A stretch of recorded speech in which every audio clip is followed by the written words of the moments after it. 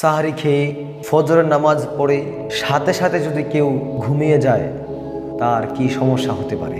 এক নাম্বার সমস্যা হলো ফজরের নামাজ পড়ে যখন ঘুমাবে, ঘুম থেকে উঠে দেখবে যে তার মাথা ব্যথা, তারপর পেট ব্যথা হয়, গ্যাস্ট্রিকের সমস্যা দেখা দেয়।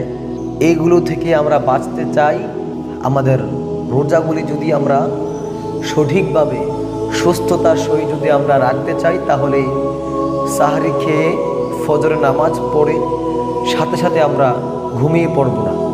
আমরা একটু হাঁটাচলা করব, একটু হাঁটাহাঁটি করে, একটু ব্যায়াম করে, তারপর আমরা কোরআন তিলাওয়াত করব, একটু হাদিস পড়ব, একটু মাসলা মাসাইল পড়ব, অথবা একটু দোয়া দুরুস পড়ব। এই আমলগুলো করব। অর্থাৎ ফজরের নামাজের পরে সাথে সাথে আমরা ঘুমিয়ে পড়ব না। আমরা যদি এই বিষয়টা সম্পর্কে অবগত থেকে যদি আমরা মানতে পারি, তাহলে ইনশাআল্লাহ আমাদের রোজাগুলি আমরা সঠিকভাবে রাখতে পারব। আল্লাহ তাআলা আমাদের সকলকে তৌফিক দান করেন। আমরা পড়ি আমিন।